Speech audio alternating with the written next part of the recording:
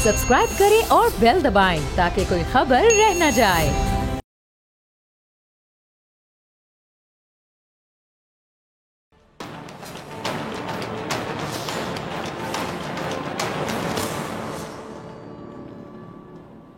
अस्सलाम वालेकुम नाज़रीन, मैं हूं डॉक्टर फ़िज़ा अकबर खान और मैं हूं पाकिस्तान और आप देख रहे हैं पाकिस्तान के सबसे बड़े न्यूज़ चैनल का नंबर 1 प्रोग्राम ऐसे नहीं चलेगा। मुल्ला नसीरुद्दीन 13वीं सदी का एक किरदार जो अपनी हाजिर जवाबी और लतीफ़ों की वजह से बहुत मशहूर था, लेकिन उसके मज़ाह में भी बड़ा गहरा सबक होता था। कहते हैं कि एक दफ़ा, अब ज़रा गौर से सुनिएगा नाज़रीन, एक दफ़ा का जिक्र है कि मुल्ला नसीरुद्दीन सख्त बीमार हो गए और जो दोस्त है बाब है ना, वो इयादत करने आने लगे। अच्छा, मुल्ला के घर से कुछ ना कुछ खा कर चले जाते, जो आता है इयादत करने कुछ खा के चला जाता। मुल्ला ने अपने बेटे के कान में कुछ कहा। जब अजीज़ रिश्तेदार इयादत को आए तो मुल्ला के बेटे ने कहा कि आप सब खाली हाथ आ रहे हैं, कोई सेब अनार केले हों तो मुल्ला सेहतमंद हो जाएंगे। आपको खाली हाथ देखकर मुल्ला को दौरा पड़ सकता है। कुछ दोस्त रिश्तेदार फल वगैरह ले आए। अच्छा, फारिग औकात में मुल्ला और उसके घर वाले मज़े मज़े से फल खाते। जब बादशाह को पता चला कि मुल्ला सख्त बीमार हैं तो बादशाह ने फैसला किया कि वो अपने दरबारियों और वज़रा के साथ मुल्ला की इयादत को जाएगा। अच्छा, मुल्ला को इल्म था कि जिन लोगों को साथ लेकर आ रहे हैं उनमें से एक वज़ीर मुल्ला से हसद करता था और हर मौके पे कहने के बादशाह को मुल्ला के ख़िलाफ़ उकसाता था। जब बादशाह इयादत के लिए आया तो मुल्ला ने सबसे पहले उस वज़ीर को अपने पास बुलाया। वो खुशी खुशी इयादत करके गया और उसे बड़ा फ़ख्र महसूस हुआ कि मुल्ला ने बादशाह से पहले उसे बुलाया। अब इस बात का जब बादशाह को पता चला तो वो मुल्ला से नाराज़ हो गया कि उसने वज़ीर को मुझ पर फौकियत दे दी, क्यों? अच्छा, इस पर मुल्ला ने क्या जवाब दिया, आप हैरान होंगे। मुल्ला ने कहा कि हुजूर गुस्ताखी माफ़, मुझे पता है कि वो हासिद शख्स है और मुझे ये डर था कि अगर मैं मर गया तो आपसे फिर भी जन्नत में मुलाकात हो सकती है, मगर चूंकि वो हासिद है, वो दोज़खी होने की वजह से मुझसे कभी नहीं मिल सकता। इस पर बादशाह और दरबारी मुस्कुराने लगे। अच्छा, बादशाह ने फिर कहा कि बेशक तुमने ठीक कहा, हासिद का ठिकाना दोज़ख ही है। जब उस वज़ीर को ये सारा मामला पता चला कि मुल्ला ने उसकी तौहीन की है तो उसने बात दिल में रख ली। अब क्या हुआ जी, वक्त गुजरता गया। किसी बात पर बादशाह मुल्ला से नाराज़ हो गया और हासिद वज़ीर ने मौके का फ़ायदा उठाया।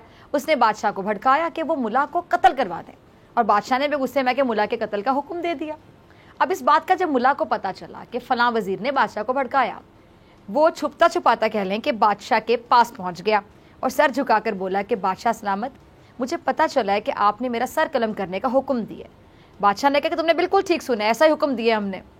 अच्छा, उस पर मुल्ला हाथ बांध कर बोला कि आपका हुक्म सर आंखों पर। गुलाम खुद ही हाजिर हो गया। हुजूर के हुक्म के सामने मेरा सर झुका हुआ है, देख लें, मगर एक गुजारिश। बादशाह ने पूछा क्या? मुल्ला ने कहा कि गुजारिश ये है कि मैं आपका नमक खाकर पलाऊं, इसलिए मैं नहीं चाहता कि रोज़े क़यामत आप पर मेरे नाहक कत्ल का इल्ज़ाम आए। आप इजाज़त दें तो वज़ीर को मार डालूं, फिर आप मुझे उसके साथ कसास में कत्ल कर दें। इस सूरत में मेरा कत्ल जायज़ हो जाएगा। बादशाह मुल्ला की बात पर हंस पड़ा। अगले दिन जब दरबार लगा तो बादशाह ने अपने वज़ीर से कहा कि अब बता, तेरी क्या राय है जो मुल्ला कह रहा है? तो वज़ीर ने कहा कि जहाँ पना, मेरी राय यह है कि खुदा के लिए मुल्ला को भी आज़ाद कर दें ताकि मैं भी उसकी तजवीज़ पर बच सकूँ। उस पर बादशाह और दरबारी मुल्ला की जहानत के मोतरफ हो गए और हासिद वज़ीर ने हसद से हमेशा के लिए तौबा कर ली। अब आपने देखा नाज़रीन कि हसद कितनी ख़तरनाक चीज़ है। इंसान को ये जो हसद है ना, ये मौत के मुंह तक ले जाती है। अब बात कर लेते हैं मुल्की सियासत की, तो यहाँ भी हसद के डेरे लगे हुए हैं। हसद ही हसद। रहबर जो होता है ना, कहते हैं हम रहबर है, इनको पता ही नहीं कि रहबर क्या होता है। रहबर क्या होता है? रहबर की सिफात में सबसे अच्छी सिफत पता है क्या होती है? रहबर का दिल इतना बड़ा होता है। रहबर बड़े दिल का मालिक होता है, बड़ा दिल जिगर गुर्दा होता है रहबर का। लेकिन हमारे जो रहबर हैं, इनके दिल कितने बड़े हैं, आपके सामने हैं, इतने इतने दिल हैं इनके। और दिल जो इतने इतने वो भी हसद से भरे पड़े हैं पूरे। अवाम के मसाइल से इनको कुछ सरोकार ही नहीं, कोई लेना देना ही नहीं। बस इन्होंने तो इलेक्शन लड़के जीत के वहां जाके बैठना होता है बस। फिर अवाम कौन, आप कौन, कुछ नहीं पता। बस एक दूसरे को नीचा दिखाना व बैठकर इनका मकसद होता है। नीचे दिखाने की कि दौड़ लगी हुई, आज इसने ज्यादा बात की, कल उसने ज्यादा बात की, इसने इनका जवाब पत्थर से दिया, उसने किस बात का जवाब कैसे दिया। ये है कि किसने किसको नीचा दिखाया। इस पर भी बड़ा सेलिब्रेशन हो रही होती हैं कि देखा मैंने क्या बात की, देखा मैंने कैसे उसको जलील किया। ये है इन लोगों की सोच। अफसोस के साथ कह रही हूँ सब कुछ। अब ये जानते हुए भी कि हसद की वजह से दुनिया में पहला कत्ल हुआ, किसको नहीं पता पहला कत्ल क्यों हुआ था इस दुनिया में? हसद की वजह से। हसद नेकियों को इस तरह खा जाता है جیسے آگ کہہ لیں کہ خشک لکڑی کو جلا کر راکھ کر دیتی ہے. اور حسد کرنے والا کئی بدگمانیوں میں بھی مبتلا ہوتا ہے. اچھا ذرا دل پہ ہاتھ رکھ کے بتائیے جو خود حسد کرتے ہیں ان کو خود سکون ہوتا ہے؟ کوئی سکون نہیں ہوتا. اگر آپ نے سکون تلاش کرنا ہے آپ آسانیاں تقسیم کریں. اگر آپ نے سکون تلاش کرنا ہے آپ دوسروں کی خوشی میں خوش ہونا سیکھیے. یقین جانیے بہت سکون ملے گا, بہت سکون ملے گا. ابھی سب کچھ جانتے ہیں یہ ہمارے جو رہبر ہیں, رہبر, یہ سب کچھ جانتے ہوئے بھی یہ لوگ حسد سے بچنے کو تیار نہیں ہیں. قومی اسمبلی کا ایوان ہو یا پھر سیاست کا میدان ہو, ہمارے جو رہنما ہیں ان کا یہ جو رویہ ہے کبھی پازیٹیو نظر نہیں آیا. مطلب کبھی کبھار شاید نظر آتا ہو, کبھی کبھار, ورنہ زیادہ تر ان کا رویہ زیادہ تر لوگوں کا منفی ہوتا ہے. ابھی جو میں نے کہانی سنائی, یہ جو کہانی آپ نے سنی اس میں ہاتھ سے شخص کو عقل آ گئی, اس نے توبہ کر لی کہ آئندہ حسد نہیں کروں گا. لیکن عوام پریشان ہے کہ خود کو عوامی نمائندے کہنے والوں کو آخر کبھی کوئی دن آئے گا اس دنیا میں جب ان کو عقل آئے گی اور یہ توبہ کریں گے, اپنی اصلاح کریں گے.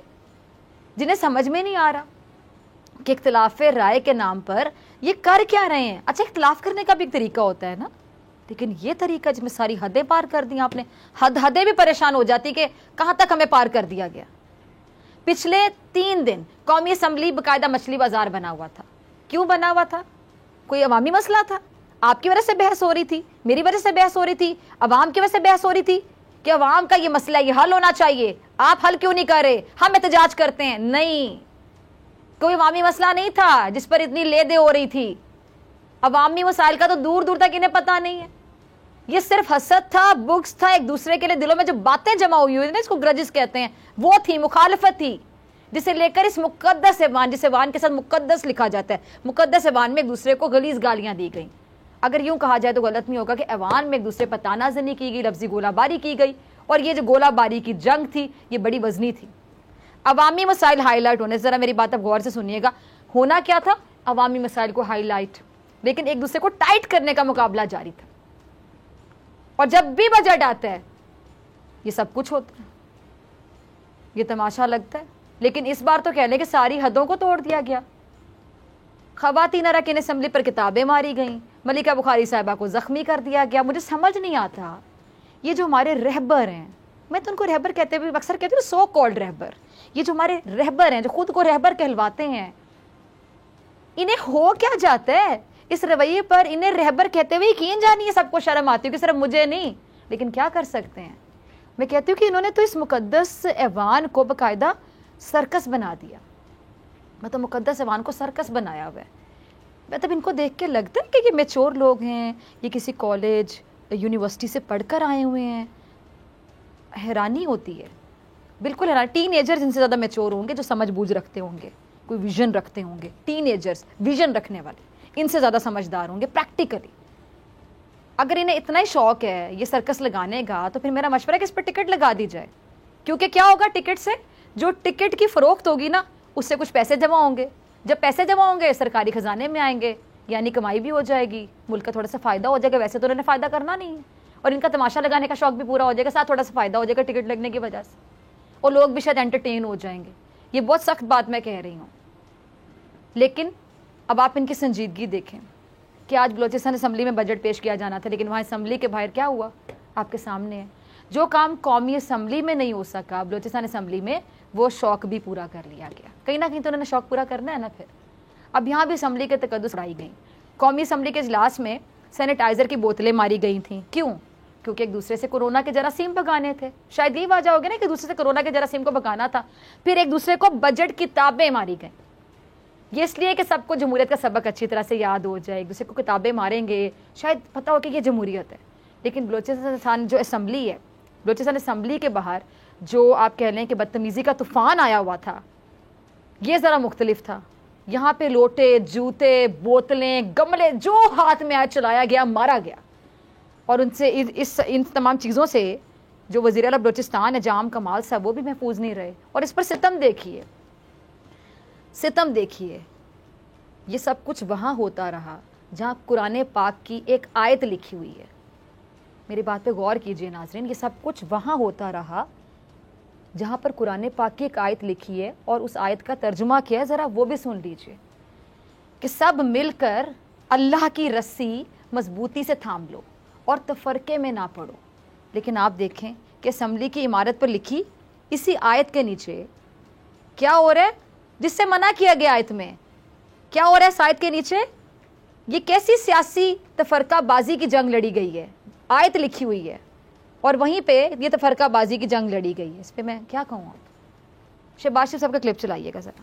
اچھا, شہباز شریف صاحب کا آپ نے سنا, ان کا کہنا خوش آئند ہے کہ وہ ملک چلانے کے لیے ہر کسی کے گھٹنے پکڑنے کے لیے تیار ہے. مطلب یہ جذبہ دیکھنے کے گھٹنے پکڑنے کے لیے تیار ہے, لیکن ساتھ ہی یہ بھی کہتے ہیں کہ بجٹ پاس نہیں ہونے دیں گے.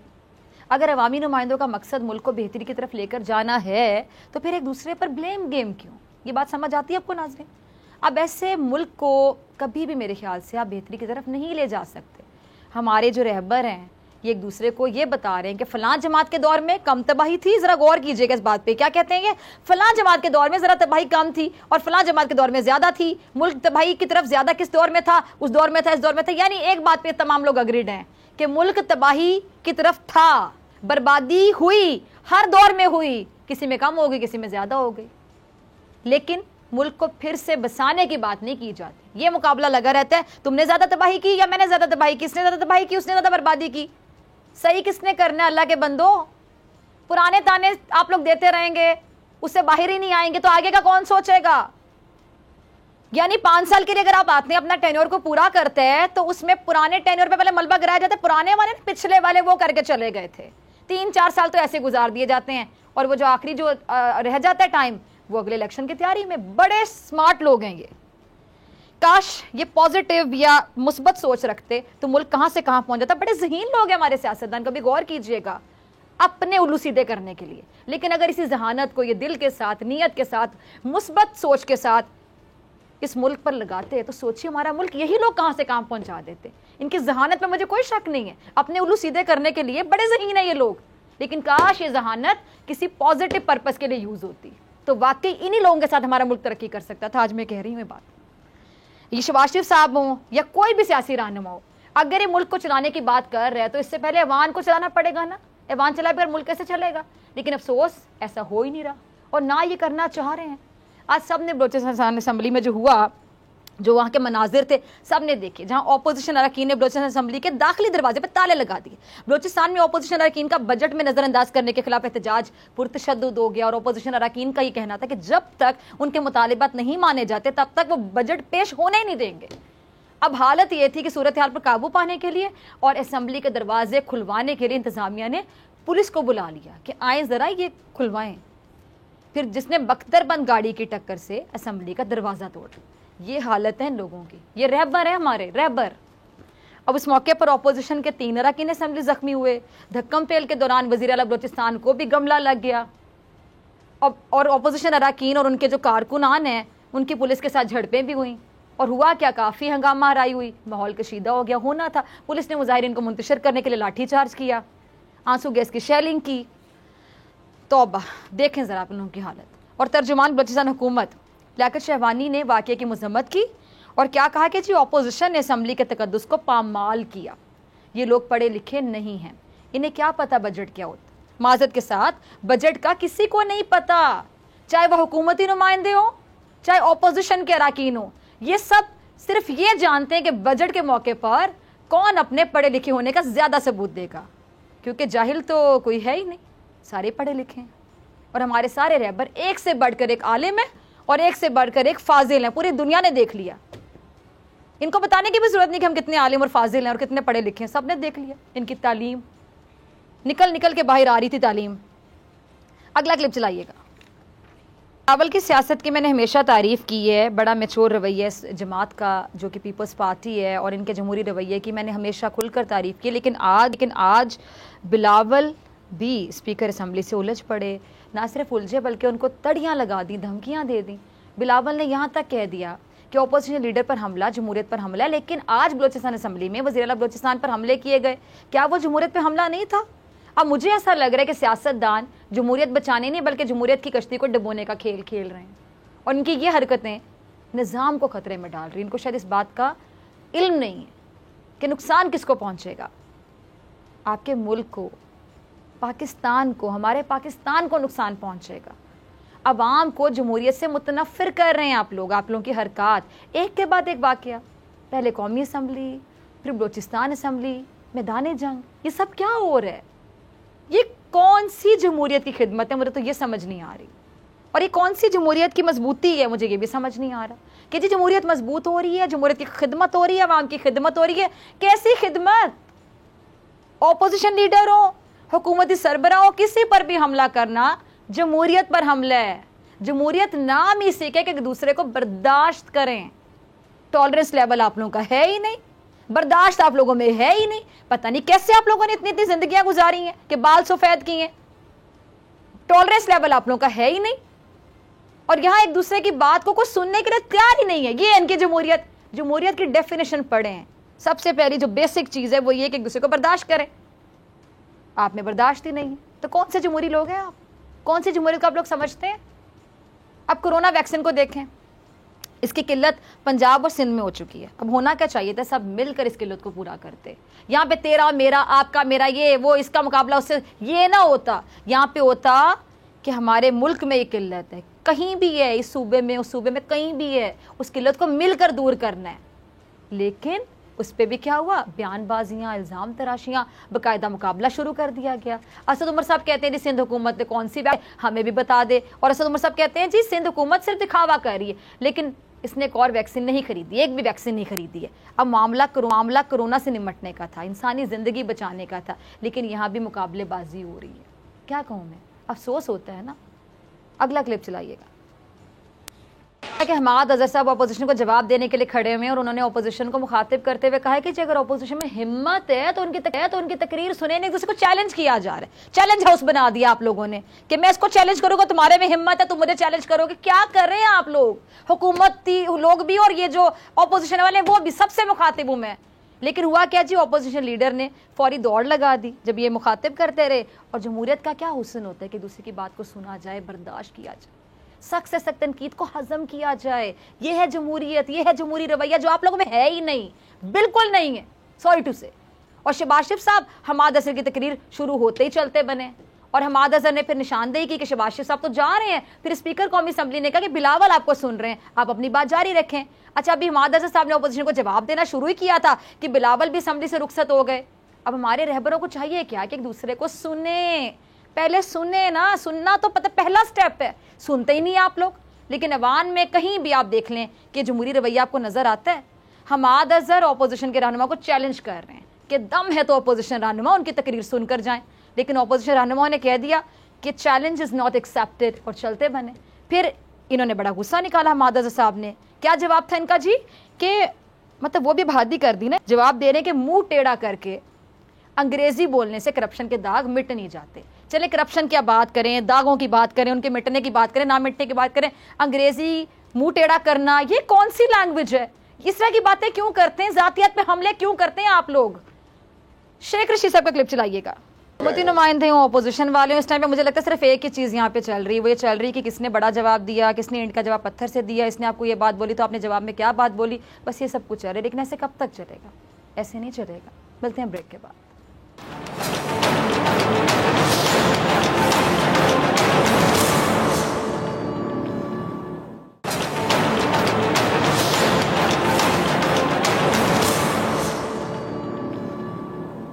ویلکم بیک ناظرین. کرونا ویکسین کی کمی کے باعث شہر اقتدار کے بیشتر ویکسینیشن سینٹرز بند کر دیے گئے ہیں, اور محکمہ صحت سندھ کے مطابق کرونا ویکسین کی کمی کے باعث چھوٹے ویکسینیشن سینٹرز کو بند کیا گیا, جس کی وجہ یہ بتائی جا رہی ہے کہ وفاق سے ویکسین کی عدم فراہمی کے باعث سینٹرز بند کرنا پڑے. لیکن اہم بڑے سینٹرز میں ویکسینیشن کا عمل ابھی جاری ہے, اور محکمہ صحت سندھ کے مطابق ڈسٹرکٹ ساؤتھ میں ہی 40 ویکسینیشن سینٹرز قائم کیے گئے تھے, جس میں سے ویکسین نہ ہونے کی وجہ سے 30 سینٹرز بتائے جاتے ہیں جو کہ بند کر دیے گئے ہیں. ضلع غربی کی اگر بات کریں تو اس کے 21 سینٹرز ویکسین کی قلت کے باعث بند ہیں, اور ضلع غربی میں قطر اسپتال میں قائم ماس سینٹر جو ہے اس کو فعال رکھا گیا, جبکہ ضلع وسطی کے 18 سینٹرز میں سے 3 کو بند کر دیا گیا ہے. اچھا, ویکسین کے حوالے سے وفاق اور سندھ حکومت بھی ایک دوسرے کے آمنے سامنے آ گئے ہیں. اس پہ بات کرنے کے لیے میرے ساتھ موجود ہیں, کسی تعارف کے محتاج نہیں, ڈاکٹر عبدالباری صاحب, CEO ہیں جی انڈس ہاسپٹل کے. ڈاکٹر صاحب بہت شکریہ جوائن کرنے کے لیے. اور قاسم سومروز صاحب, صوبائی پارلیمانی سیکرٹری صحت. قاسم صاحب آپ کا بھی بہت شکریہ وقت دینے کے لیے. قاسم صاحب, پہلے میں آپ کی طرف آنا چاہوں گی. سر, یہ قلت کیوں ہو گئی ہے ویکسین کی, اس کی کیا وجوہات ہیں؟ پلیز ذرا ناظرین کو آگاہ کیجیے. دیکھیں, تھینک یو ویری مچ آپ کو آپ کے ٹائم کا. اصل میں پرابلم یہ ہے وہ ہماری طرف سے نہیں ہے. یہ ویکسین کی پروکیورمنٹ وفاقی حکومت کر رہی ہے, اور ظاہر ہے ان کو اگر کہیں کسی اور ملک سے امداد کی صورت میں بھی آ رہی ہے یا کوویکس کی طرف سے بھی جو مل رہی ہے وفاق کے پاس آتی ہے, وہاں سے جو ہے نا وہ صوبوں میں وہ ڈسیپیٹ کرتے ہیں. تو ہمارے پاس جتنی ویکسین آئی تھی, ہمیں جو پہلے بتایا گیا تھا, اور ڈاکٹر باری صاحب آپ کے ساتھ موجود ہیں تو وہ گواہ ہیں اس بات کے کہ ہمیں NCC کے پلیٹ فارم پہ یہ کہا گیا تھا کہ ہم آپ کو کسی صورت میں ویکسین کی کمی ہونے نہیں دیں گے, آپ جو ہے نا وہ آپ سے زیادہ کریں. ہم نے ظاہر ہے اپنے صوبے کے پوائنٹ آف ویو سے ہم نے جتنی جو ہماری پاپولیشن, جو ایڈلٹ پاپولیشن ہے, اس کے نمبر کے حساب سے ہم نے 70-80% ہم نے یہ سوچا تھا, اور یہ ٹاسک فورس کا ڈیسیشن تھا جو وزیر اعلیٰ صاحب سندھ صاحب اس کو چیئر کرتے ہیں. تو ہم نے وہاں یہ ڈیسیشن لیا تھا کہ ہم 18 بلین لوگوں کو ویکسینیٹ کریں گے ود ان 3 months, اور ہم نے اس میں پر ڈے جو ہے وہ 2 لاکھ ڈوزز ایڈمنسٹر کرنے کا پلان بنایا تھا, جس میں کراچی جو ہے وہ میجر شہر تھا, لائک 75 to 80,000 پر ڈے, اور پھر ظاہر باقی جو ہمارے بڑے شہر اور جو ضلع ہیں ان تمام میں یہ ٹارگٹ رکھا گیا تھا. لیکن اب چونکہ وہ ہم جیسے ہی 1,10,000 15,000 کے ٹارگٹ پہ پہنچے ہیں, تو وہاں سے ویکسین کی شارٹیج ہونا شروع ہوئی. اب ظاہر ویکسین پروکیور کرنا وفاق کا, ان جی سینٹرز بند کیے ہیں. ایکچولی وہ ہمارے سینٹرز اس طرح سے تھے کہ ہم نے ویکسین کی جو ہے وہ تعداد کو تک اس میں ہم کہا ہماری آواز کلیئر نہیں آ رہی سومرو صاحب کی, جو ڈفرنٹ ہے. جی. اچھا سومرو صاحب, آپ کی آواز میں کوئی مسئلہ آ رہا ہے؟ جی پلیز کنٹینیو. جی ٹھیک, جی آپ اپنی بات کنٹینیو کیجیے. ہمارے وہ سینٹر, جی ہمارے یہ سینٹر وہ سینٹر تھے جو ہم نے ڈفرنٹ انڈسٹریل ایسوسیشنز, جس طرح سے آپ کی ٹریڈ ایسوسیشنز, ہمارے کچھ ایسی ریلیجیس جگہیں تھی, وہاں پر جو اس طرح کے ہم نے سینٹر بنائے تھے, ہم نے ان پہ تھوڑی دیر کچھ دنوں کے لیے ہم نے یہ کہا ہے کہ ان کو ہم تھوڑا سا روکتے ہیں ٹل جو ہمارے میس ویکسین سینٹر جو ہیں وہ کنٹینیو رہیں, تاکہ لوگ جو آ کر جتنی ہمارے پاس ویکسین اویلیبل ہے وہ ہم وہاں سے اپنے آپ کو اناکولیٹ کرا سکیں. سو دس واز دا ریزن. لیکن یہ وفاق کی طرف سے ویکسین پرووائڈ کرنا ان کی ذمہ داری میں تھا اور ہے بھی. تو جب تک وہ ہمیں پرووائڈ نہیں کریں گے ویکسین, تو ہم ظاہر ہے ہمارے لیے مسائل ہیں کہ ہم اس کو اس طرح سے ایڈمنسٹر نہیں کر سکتے. ٹھیک ہے ڈاکٹر عبدالباری صاحب, میں آپ کی طرف آنا چاہوں گی. یہ جو بہت سے لوگ اس بارے میں کنفیوژن کا شکار ہوتے ہیں کہ جی ویکسین کی جو دوسری خوراک لی جاتی ہے وہ زیادہ وقفہ آنے پر کوئی نقصان یا کوئی سائیڈ ایفیکٹس تو نہیں ہوتے. یعنی بہت سے لوگوں کو لگتا ہے کہ اگر آپ نے دوسری خوراک لینے میں, دوسری ڈوز لینے میں وقت لگا دیا, زیادہ وقفہ زیادہ لگا دیا, تو شاید وہ پرانی جو خوراک ہے, جو پہلی ڈوز, اس کا بھی اثر ضائع ہو سکتا ہے. بسم اللہ الرحمن الرحیم, بہت شکریہ آپ کا. نہیں, ایسی بات نہیں ہے. تھوڑا بہت وقفہ 2-3 ہفتے کا فرق پڑتا ہے, اس سے کوئی اثر ظاہر نہیں ہوگا. ایکچولی بوسٹ جو آپ کا اینٹی باڈی فارمیشن جو ہوتی ہے, آپ کا ڈیفینس میکینزم ایکٹیویٹ ہوتا ہے اور آپ کے اینٹی باڈیز بننا شروع ہو جاتی ہیں, اور جب دوسرا جو انجیکشن ملتا ہے وہ اس کو بوسٹ کرتا ہے اور اس کی پروڈکشن کو بڑھا دیتا ہے. تو اس میں کوئی پریشانی کی بات نہیں ہے. یہ سپلائی چینز کے ایشو رہ سکتے ہیں جو کہ دنیا کے حالات ہیں, کیونکہ جو پروڈکشن ہے وہ کم ہے اور سب ڈیمانڈ پوری دنیا کو چاہیے. تو یہ اسی ایشو کی وجہ سے, اور جو مجھے اندازہ ہوا ہے اور گورنمنٹ نے بھی بتایا تھا کہ ان کو وفاق سے آیا کہ 20 تاریخ تک آ جائیں گی, تو یہ کنٹینیو ہو جائے گا انشاءاللہ. ٹھیک ہے جی, کنٹینیو ہو جائے گا انشاءاللہ. اچھا جی سومر صاحب, اگر آپ مجھے سن پا رہے ہیں تو سندھ حکومت جو ویکسین منگوا رہی تھی اس کی اب کیا اپڈیٹ ہے؟ کیونکہ اس حوالے سے بہت سی باتیں ہو رہی ہیں کہ پتہ نہیں ویکسین آئے گی, کب تک آئے گی نہیں آئے گی. اور اسد عمر صاحب تو یہاں تک کہہ چکے ہیں, آپ نے سنا ہوگا کہ سندھ حکومت ایک ویکسین لانے میں کامیاب نہیں ہوئی ہے. دیکھیں, اب یہ اسد عمر صاحب جو مرضی کہہ لیں, لیکن اب اس میں جو سب سے بڑا پرابلم یہ ہے کہ آپ ہمیں ہر بات دفعہ دہرانی پڑتی ہے کہ ہم نے جب ویکسین وائر کرنے کی بات کی تو جن کمپنی سے ہم نے بات کی انہوں نے ہمیں اسٹریٹ اوے کہا کہ ہم گورنمنٹ ٹو گورنمنٹ کا مطلب ہوتا ہے کہ یہاں پر گورنمنٹ آف پاکستان ہے. پھر ہم نے ہمارے وزیر اعلیٰ صاحب نے ٹاسک فورس کے ڈیسیشن کو انڈورس کرتے ہوئے ایک خط لکھا تھا اور اس پر ہمیں وربلی کہا گیا کہ آپ ہم ان سے بات کرتے ہیں وہ کہیں گورنمنٹ اتھورائز کرے کہ جی آپ ویکسین ایکوائر کر سکتے ہیں تو پھر ہم بات کریں. اس وقت اس قسم کا کوئی جو ہے وہ ہمارے ساتھ وہ کسی قسم کی پر ایگریمنٹ میں وہ نمبر. دوسری بات پھر ہم نے اتنے پیسے ہم نے رکھے تھے وہ ہم نے ریکویسٹ کی کہ آپ جو ہیں وہ ہمارے لیے جس پرائس میں آپ لے رہے ہیں اس میں ہمارے لیے ویکسین خرید لیں. اس پہ بھی ابھی تک کوئی جو ہے وہ پیش رفت نہیں ہوئی. تیسری بات یہ ہے کہ جب تک ہمیں آپ ڈریپ کی طرف سے جو G2G کا مطلب یہ ہوتا ہے کہ اگر ڈریپ نے دو قسم کی پرائسز رکھی ہیں, ایک آپ کے لیے ایک ہوتی ہے گورنمنٹ آپس میں جو نیگوشیٹ کر کے کہا کہ ہمیں وہ پرائس بتائیں تو انہوں نے کہا کہ جی یہ تو ایک کانفیڈینشیل اگریمنٹ ہوتا ہے, اس میں وی کی ناٹ ڈکلیئر دا پرائز, وی کی ناٹ ٹیل دا پرائز. جب تک ہمیں وہ بتائیں گے نہیں تو ہم پرائز ہمیں کیا پتا, ہم اگر کیا پتا ہم زیادہ مہنگی خرید رہے ہوں. تو دس از کائنڈ آف اب اس پہ جو ہے نا وہ ہماری اور آپ کے تھرو یہ ہمارا پہلے دن سے پہلے ہمارے وزیر اللہ صاحب نے کئی دفعہ یہ اس فورم پہ بات کی ہے کہ آپ اس پہ جو ہے نا وہ کسی قسم کا کوئی جو ہے نا وہ صوبہ وفاق سیاست اس پہ کوئی نہ کریں. ہمیں آپ یا تو اللہ. دوسری بات آپ یہ نہیں کرنا چاہتے تو ہم جو اپنے حصے کا ایک پیسہ وہ آپ کو ہم دینے کے لیے تیار ہیں کہ آپ ہمارے لیے ویکسین پرچیز کریں تاکہ وہ ہم اپنے صوبے کے لوگوں کو جو ہے وہ فیسیلیٹیٹ کر سکیں. سو دس از دا کیس. اب اس پہ جو ہے نا وہ ہم صبح شام یہ جو شٹلنگ رہتی ہے وہ ٹھیک نہیں ہے. اس پہ ہمیں جو ہے وہ ایک نیشن ہو کے سوچنا چاہیے. یہ بیماری جو ہے نا وہ کسی جو ہے نا ذات کو نہیں دیکھتی, کسی صوبے کو نہیں دیکھ رہی, کسی مذہب کو نہیں دیکھ رہی. یہ تو سب کے لیے ٹھیک ہے جی, آواز میں بہت پرابلم آ رہا ہے. جی ٹھیک ہے جی ٹھیک ہے ڈاکٹر صاحب آپ کا ٹھیک ہے. قاسم صاحب آپ کا پوائنٹ آ گیا جی. ڈاکٹر عبدالباری صاحب آپ کی طرف آ رہی ہوں. اس وقت ایسے کوئی کیسز سامنے آئے ہیں ڈاکٹر صاحب کہ جن لوگوں نے ویکسین لگوائی ہو, پہلی خوراک لگوائی ہو یا دونوں, تو اس کے باوجود بھی ان کا کورونا ٹیسٹ جو ہے وہ پازیٹیو آ گیا ہو؟ نہیں, اس میں کچھ کیسز آئے ہیں ڈیفینیٹلی جن کو ویکسینیشن پوری بھی ہوئی ہے, ڈبل مطلب دونوں ڈوز. اچھا, اس کو لے کے بڑے لوگ کنفیوز ہیں. نہیں دیکھیں بات یہ ہے کہ سمجھنے کی بات یہ ہے کچھ لوگوں کو ہوا ہے ویکسین لگنے کے باوجود بھی, 2 ڈوزز لگنے کے باوجود بھی, لیکن وہ بہت زیادہ نمبرز نہیں ہے. دیکھیں آپ کو پتہ ہے کہ سارے جو ویکسینز ہیں نا یہ 100% پروٹیکشن نہیں دیتے.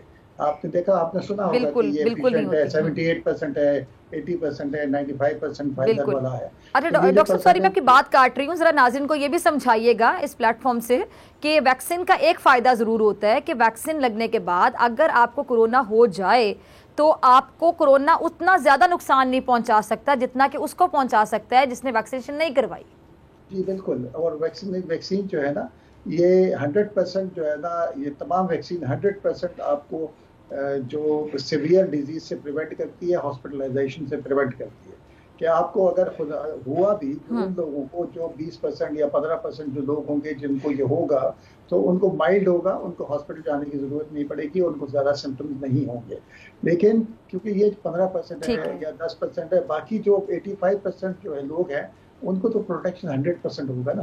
تو اس لیے ضروری ہے کہ ویکسین لگائی جائے تاکہ ایک دفعہ ہرڈ امیونٹی کریٹ ہو جائے تو ہم اس کی اسپریڈ کو روک سکیں. ٹھیک ہے. اچھا قاسم صاحب, جس حساب سے ویکسین لگنے کا عمل چل رہا ہے سب کو پتہ ہے, آپ لوگوں کو بھی اندازہ ہوگا بلکہ بہت زیادہ اندازہ ہوگا, تو آپ کو پہلے سے یہ بھی پتہ ہوگا کہ ویکسین کی قلت بھی ہو سکتی ہے, تو کیا آپ لوگوں کی وفاق سے اس حوالے سے کوئی بات نہیں ہوئی تھی؟ دیکھیں ہم نے یہ سارا جو بہت زیادہ جو ویکسین کی جتنی ہم آپ جو کہہ رہے ہیں نا, ابھی ہم مثال کے طور پر میں آپ کو عرض کروں کہ ہم 3-4 دن پہلے شارٹیج ہونے سے پہلے ہم 1,10,000 پر ڈے پہ پہنچ چکے تھے. اب ہم دوبارہ سے ہم کل جو ہے نا وہ آج کا ابھی رپورٹ کمپائل نہیں ہے, لیکن کل صبح میں جو 6-7 بجے تک جو میرے پاس رپورٹ ہے اس میں ہم उसी हाफ उस पे आ गए, 55,000 60,000 पे आ गए। तो इसका मतलब ये है, ये हमने इतनी ज्यादा जो एग्रेसिवनेस जो वैक्सीनेशन पे थी, ये उस प्रॉमिस पे थी जो प्रॉमिस हमें एनसीओसी के प्लेटफॉर्म पे या एनसीसी के प्लेटफॉर्म पे, जिसको वज़ीर आज़म साहब खुद चेयर करते हैं, जिसमें सारे वफाकी वज़रा बैठते हैं, हमारी बाकी जो मैनेजमेंट के वो लोग हैं वो बैठते हैं, हमारे वज़रा आला सारे बैठते हैं, एजेके और एजेके की नुमाइंदगी होती है, गिलगित बल्तिस्तान की नुमाइंदगी होती है, और सारे हेल्थ मिनिस्टर साहिबान जो हैं वो भी बैठते हैं।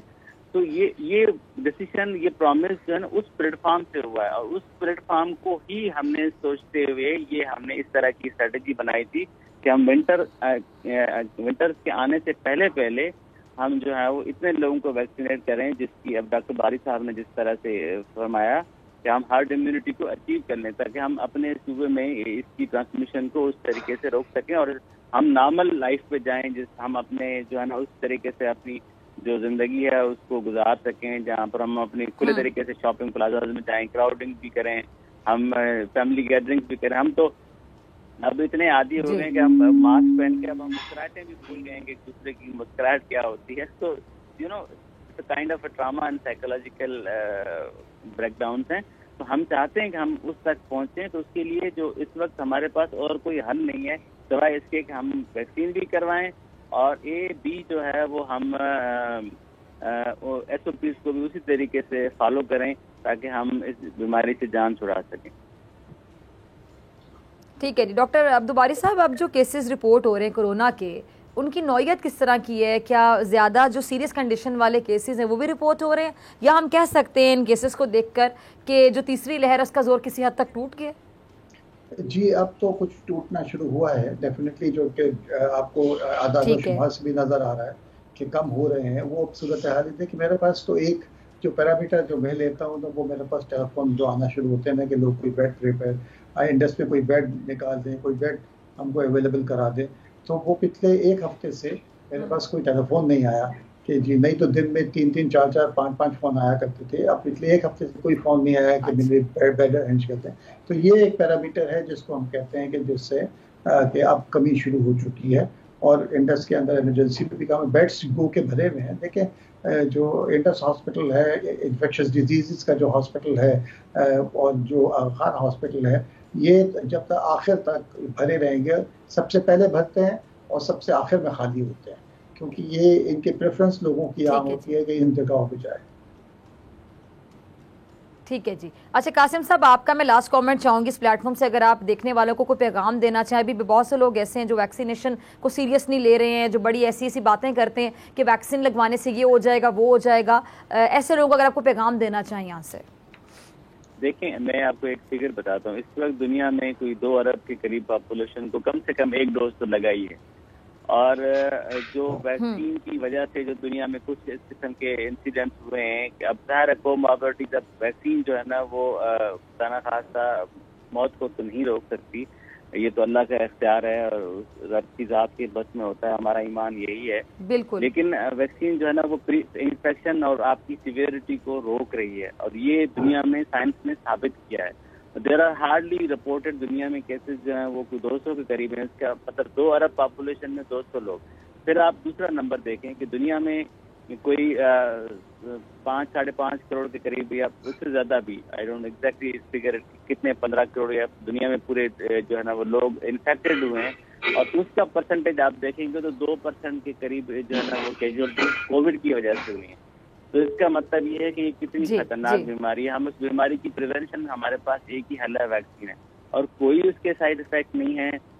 ये और फिर ये जो जितनी कहानियां 2 साल में मर जाएंगे, ये कर जाएंगे, हो जाएंगे, ये ऑल जो है ना वो मैनिपुलेटेड है। ये उन लोगों की तरफ से हैं जो इस कैंपेन के खिलाफ हैं। खुदा खास्ता कुछ लोग दुनिया में हर काम के लिए मुखालफत होती है, और उसको आप साइंस की तरफ देखें। हम government as a responsible, Pakistan की हुकूमत हो, आपके सूबे की हुकूमत हो, साइंस की जो आप डॉक्टर साहब के साथ बैठते हैं, इनकी सबसे बड़ी कुर्बानियां हैं।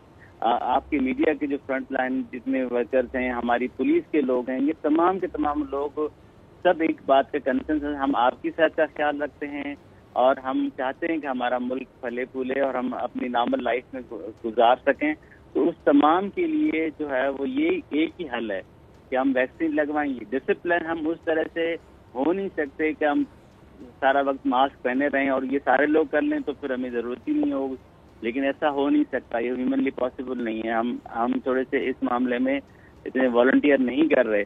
تو ہماری ایک ہی اپیل ہے, ایس او پیز کو فالو کریں اور ویکسین لگوائیں. انشاءاللہ ویکسین آپ کو ایک آدھ دن کے اندر یہ جو تھوڑی بہت کمی ہے کپس ہیں یہ ٹھیک ہو جائیں گے. جیسے ڈاکٹر صاحب نے کہا کہ دنیا میں ویکسین کی سپلائی میں مینوفیکچرنگ میں ظاہر مسائل ہیں اور پھر گورنمنٹ پاکستان کے ساتھ بھی ایشوز ہیں. ٹھیک ہے جی. دونوں مہمانوں کا, قاسم سومرو صاحب, ڈاکٹر عبدالباری صاحب, دونوں کا بہت شکریہ.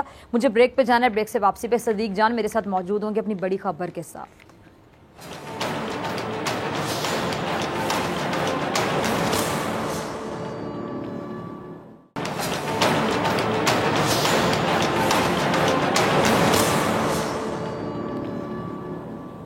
ویلکم بیک ناظرین, صدیق جان اپنی بڑی خبر کے ساتھ موجود ہیں. جی صدیق, آج کی بڑی خبر.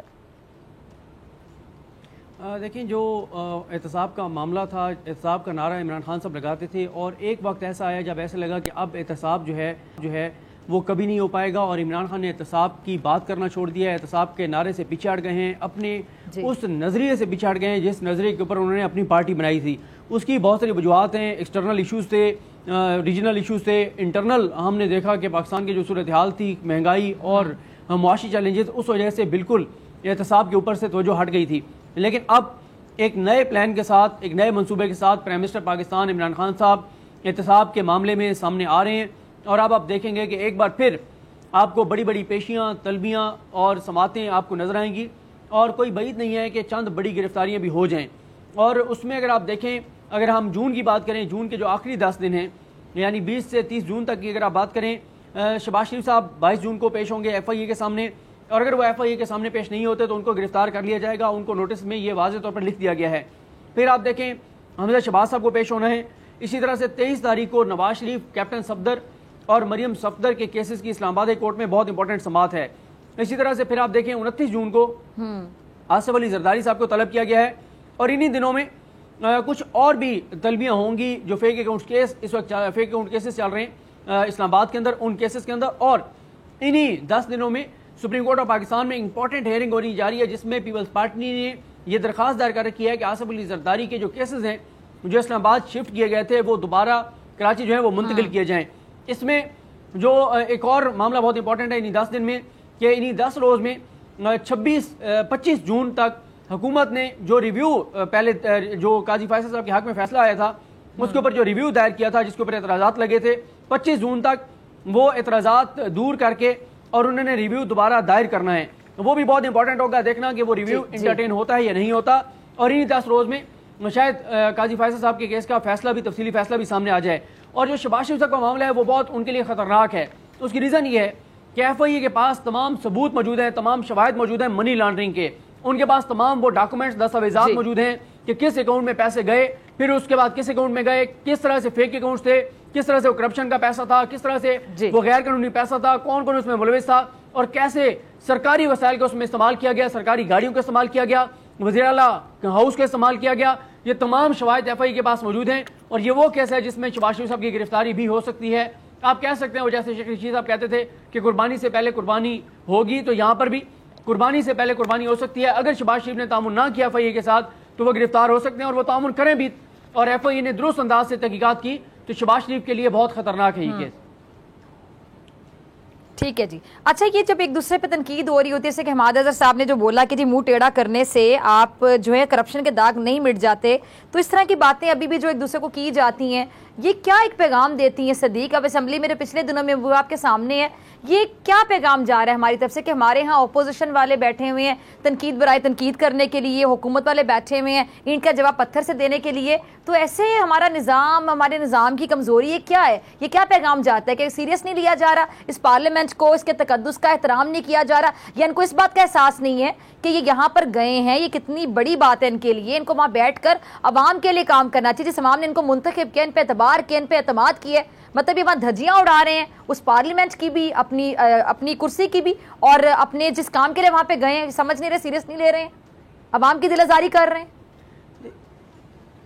دیکھیں مسئلہ یہ ہے کہ ہمارے ہاں سیاسی عدم برداشت بہت ہی شدید ہو چکا ہے، اور آپ یہ دیکھ لیجئے گا کہ یہ جو 1-2 دن تھوڑا سا آپ کو نسبتاً پرامن نظر آیا، اور 3 دن تو بہت زیادہ آپ نے دیکھا کہ تصادم تھا، لڑائی تھی، جھگڑا تھا، کتابیں پھینکنا، گالم گلوچ، یہ ساری چیزیں. لیکن یہ ماحول صرف 2 دن کے لیے ٹھیک ہوا ہے. آگے آپ دیکھیں گی کہ ماحول پھر اس شدت کی طرف تو شاید نہ جائے جو شدت ہمیں 3 دن نظر آئی تھی، لیکن نعرے بازی، ہلڑ بازی، ایک دوسرے کو بات نہ کرنے دینا، جملے کسنا، یہ سارے الزامات لگانا، یہ ساری چیزیں جو ہیں وہ جاری رہیں گی. اور مجھے ایک اور چیز، سوری میں آپ کی بات کر رہی ہوں صدیق، مجھے ایک اور چیز پہ بڑا مجھے دکھ ہوتا ہے، افسوس ہوتا ہے کہ یہ عوام کے ٹیکس کے پیسوں سے اجلاس ہوتے ہیں اسمبلی کے، یہ وہاں عوام کے لیے بیٹھے ہوئے، عوام کی خدمت کے لیے بیٹھے ہوئے، کوئی احسان نہیں کرے کسی کے اوپر وہاں بیٹھ کے. جب یہ وہاں جاتے ہیں تو وہاں پہ جو عوام کے ٹیکس کے پیسوں کا اجلاس ہوتا ہے اس کو اس طرح مذاق کی نظر کر کے آ جاتے ہیں. اور مطلب کسی کی بات اگر کسی کو پسند نہیں آ رہی، کوئی کسی کو سر متھے سے دکھ رہا ہے، کسی کو کسی کی شکل نہیں پسند ہے، تو واک آؤٹ کر دیا جاتا ہے. جی مطلب کیوں؟ جی بالکل آپ درست کہہ رہی ہیں، لیکن کیونکہ دیکھیں جب یہ عمران خان صاحب اقتدار میں آئے تب سے اپوزیشن نے کہا تھا، خاص طور پر مسلم لیگ نون نے اور مولانا فضل الرحمان نے، کہ ہم اس کو نہیں مانتے، عمران خان کو، ہم اس اسمبلی کو نہیں مانتے. اور وہ تو کہتے تھے کہ ہمیں حلف بھی نہیں اٹھانے چاہیے، ہمیں اس اسمبلی کا حصہ نہیں بننا چاہیے. لیکن بعد میں انہوں نے حلف اٹھا لیے. اب وہ نہیں چاہتے، نون لیگ اور مولانا فضل الرحمان نہیں چاہتے. نون لیگ میں شہباز شریف کیمپ یہ ضرور چاہتا ہے کہ اسمبلی چلے، اور شہباز شریف صاحب نے تو بہت بڑی بات کر دی کہ مجھے تو پاکستان کی بہتری کے لیے، اس ایوان کو چلانے کے لیے کسی کے گھٹنے بھی پکڑنے پڑے تو میں پکڑنے کو تیار ہوں. اس سے پہلے وہ کہہ چکے ہیں کہ مجھے پاکستان کی خاطر نواز شریف کے پاؤں بھی پکڑنے پڑے تو میں تیار ہوں. شہباز شریف چاہتے ہیں کہ مفاہمت ہو، شہباز شریف چاہتے ہیں کہ اسمبلی چلے، شہباز شریف چاہتے ہیں کہ یہ سیاسی تلخیاں کم ہوں. لیکن دوسری طرف اس معاملے میں عمران خان صاحب نہیں چاہتے کہ وہ شہباز شریف کے ساتھ بیٹھیں. دیکھیں یہ اب معاملات اس سے آگے نکل گئے ہوئے ہیں. ابھی دیکھیں نا، آگے انہوں نے 2 الیکشن کمیشن ممبران کی تقرری کرنی ہے، اس کے اوپر حکومت اور اپوزیشن نے بیٹھنا ہے، پرائم منسٹر نے اور اپوزیشن لیڈر نے مشاورت کرنی ہے، اس کے اوپر بھی آپ دیکھیں گے بڑے اختلافات سامنے آئیں گے. عمران خان صاحب کسی طور بھی شہباز شریف کے ساتھ نہیں بیٹھنا چاہتے، لیکن شہباز شریف چاہتے ہیں کہ عمران خان ان کے ساتھ بیٹھیں، اسمبلی کو چلانے کے لیے جو شہباز شریف کردار ادا کر سکتے ہیں وہ کردار ادا کریں، جو اس سیاسی تلخی کو، اس سیاسی جو عدم برداشت ہے اس کو کم کرنے کے لیے جو شہباز شریف کردار ادا کر سکتے ہیں وہ کریں. لیکن عمران خان صاحب ظاہر ہے ان کے ساتھ بات کرنے کو بالکل تیار نہیں ہے.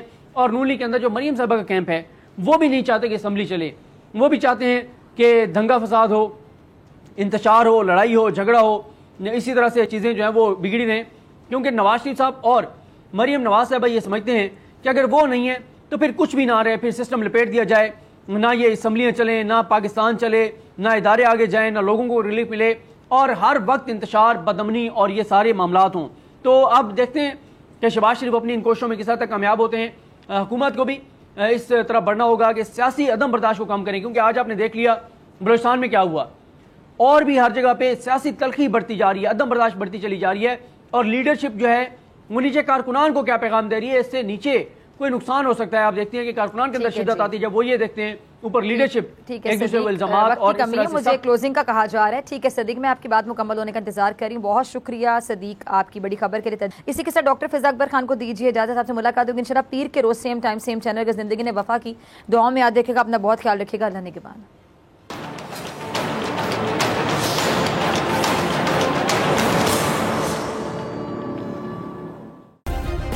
سبسکرائب کریں اور بیل دبائیں تاکہ کوئی خبر رہ نہ جائے.